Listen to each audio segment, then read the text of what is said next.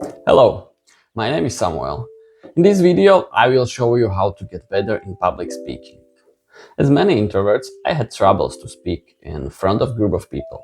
When I was at the high school, I hesitated to raise my hand, even if I knew the answer, because I didn't want to stand up and be in the center of the group, in the center of the attention. I didn't like it. I usually get red in my face.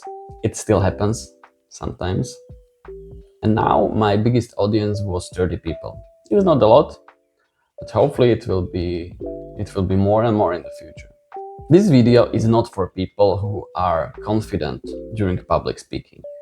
This video is for people who are afraid to speak, who are complete beginners, or people who already started to do some public speakings and want to move to the next step.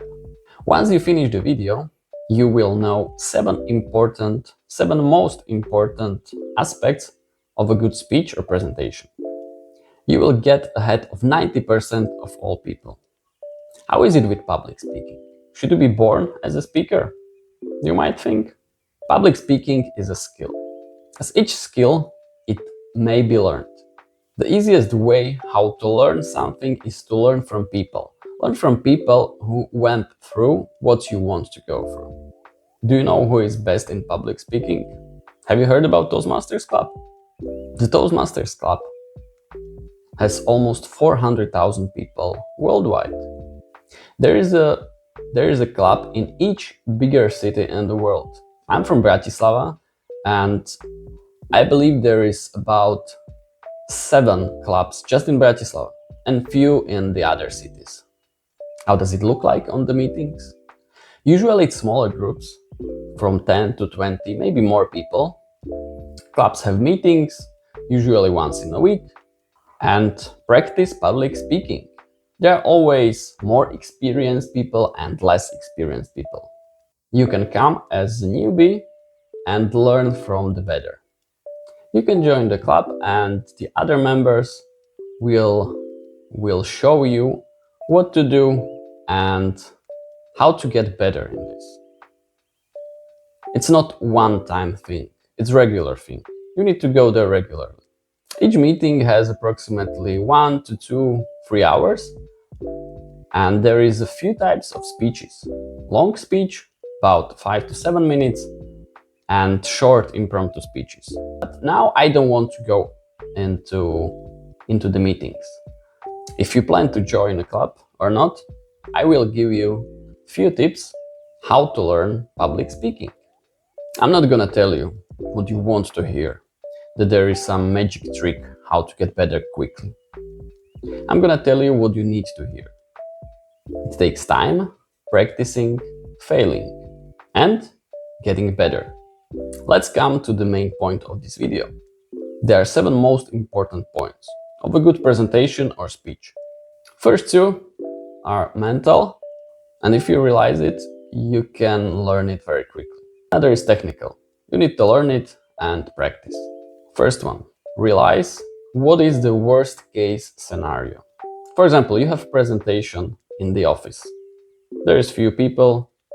What is the worst thing can happen? You might be quiet during the presentation for a while, or you might get red on your face a little bit, but that's all. People will laugh and they will forget a few minutes after the presentation has ended. Usually the worst case scenario is not that bad, and it is the worst. It means it might be better. The second one is confidence. How to get confidence? Expertise.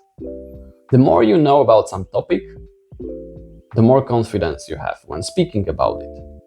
What are you expert on? What is the topic that you like? What is your hobby? My hobby is gym and nutrition. I can speak hours about training, exercises, about healthy food, and I'm pretty confident in it. And it means that my fear of speaking about this topic is much less than, for example, speaking about physics. I don't know much about physics, trust me. So, what is your expertise? Another way how to get confidence is dress for success. You might say that the content is important. Yes, it is important. But people judge book by its cover. If the cover is ugly, then they don't even open the book. Try to be the best dressed person in the room, just a little bit better than the second one. It's not necessary. You might say that Steve Jobs had a turtleneck and the jeans. Yes, but he was much better in other topics, so he got enough confidence already. Let's continue with the steps 3 to 7. Those steps, I call it technical. Number 3 is body language. Your stance and movement on the stage. Look at the best speakers in the world. Usually they are moving on the stage and it's interesting. However, if you are moving on the stage and you don't know how to do it, you might do it in a weird way. So the best advice for beginners is just to have firm stance. Just stand straight and have a firm stance. Another part of body language is gestures, how you use your hands. Again, if you don't focus on it, you might use your hands in a weird way where there is no meaning behind it. What does it mean, meaning behind gestures? You can use your gestures, you can use your hands to help you with your speech. If you are speaking about 7 points, you might say 7 points. If you are a beginner, try not to do big movements with your hands. It might show to the other side that you are nervous, in the better case, but in the worst case, it might be annoying if you are playing with some pen or some paper. Focus on having your hands slightly together. Rather, do not move your hands a lot. When you will be getting better in public speaking, you will focus also on this part and you will try different techniques of gestures. Last point in body language is smile. Smile is always better than angry face. When you are smiling, usually people in audience are smiling as well. You don't necessarily have to do it, but it helps. Number 4, voice. First, your voice has to be clear. You should not talk quietly, because people will just not hear. The other way how to use your voice is to highlight some words in your speech.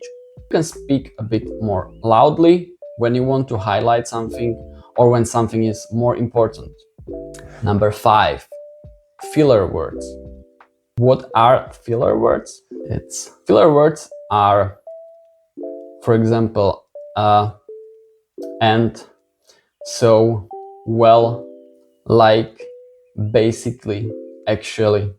You might say that sometimes those words are necessary. Yes, you can do test. If you leave this word from the sentence and the sentence still has meaning, then the word is not necessary. After I learned this theory about filler words, I started to realize it more on other people's presentations, and it got a little bit more annoying. So now I hope you will not be checking on my speech and you will not be checking how many filler words I have used. 6, preparation. Preparation means that you should know your script. It's difficult to focus on your gestures, on your voice, when you are trying to remember what you should speak about. That's why you should memorize your speech. You don't have to remember everything. You might write some key points on a card or on the paper and have it on the board.